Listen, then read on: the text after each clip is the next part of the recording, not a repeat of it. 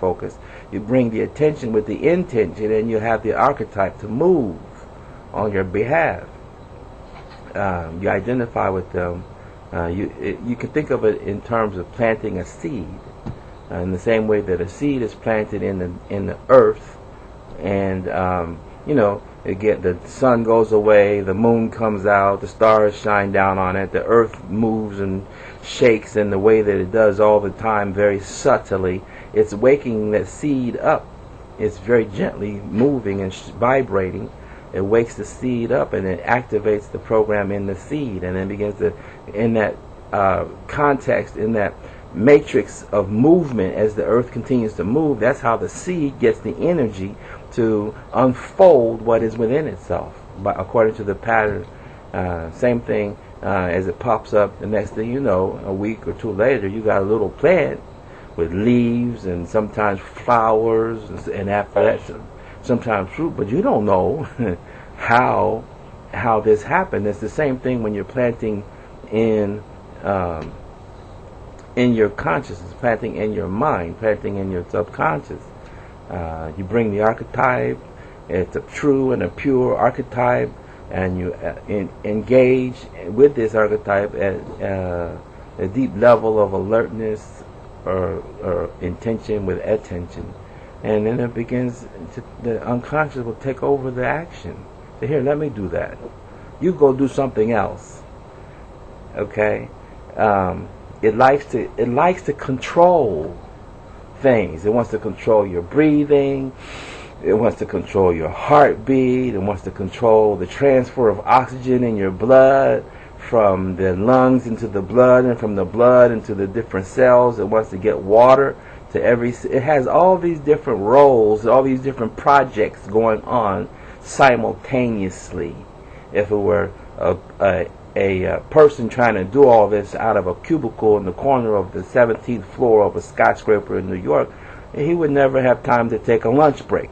And there'll be many things that were left undone, okay, because of the stack of papers and stack of paperwork that's on the desk. It would never get done. But the unconscious likes to get, in fact, the more things you give him to do at the same time, the more he likes it. the more enjoyment, the more fulfillment that he gets out of it, because that means that your life is moving on at a higher level of achievement, a higher level of accomplishment, because he's doing more things. It would be great if we could get him to do everything for us. And then I guess we'd have to find something to do ourselves, something new to do, new experience, new understanding, new relationship. So practice at a very deep level of relaxation. You can relax your physiology. You can relax your physiology and bring it down to a more simple level of activity.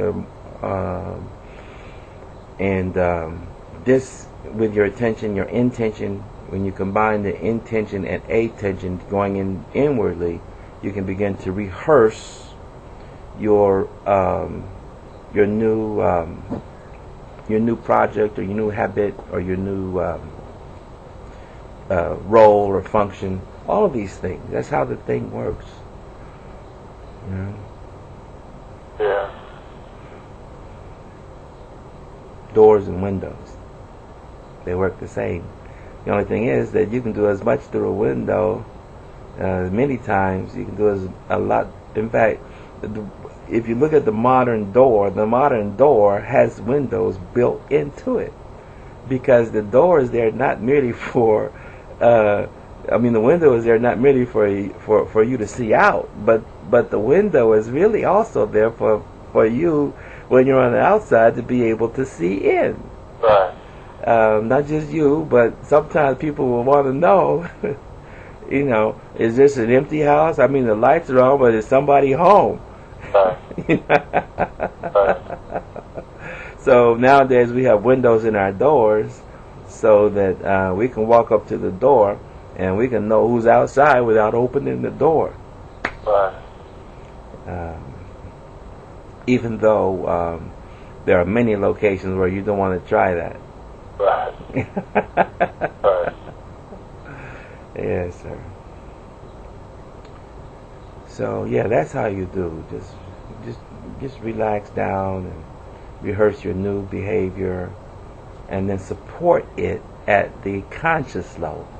But when you support it at the conscious level, it becomes a pattern that your unconscious will want to take over. And here, let me do that for you.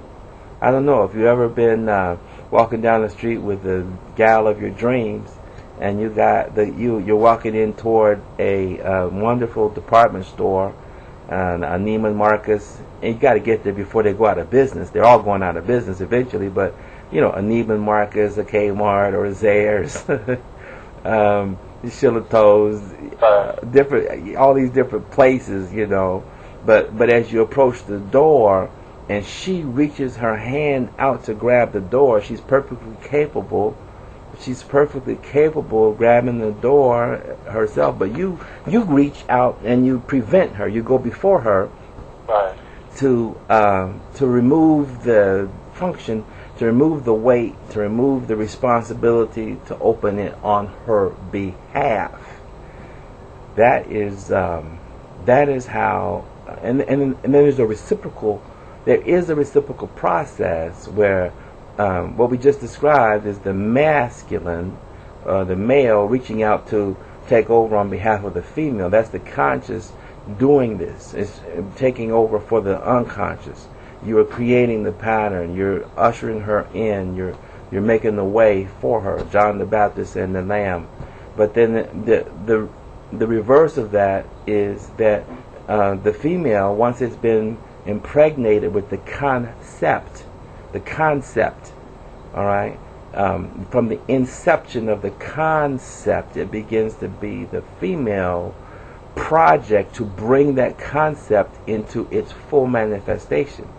Whether it's 9 seconds, 9 months, 9 days, whatever the gestation period for this project is, that is the function and role of the unconscious. It takes over this. All you have to do basically is kind of like dropping a seed in the earth.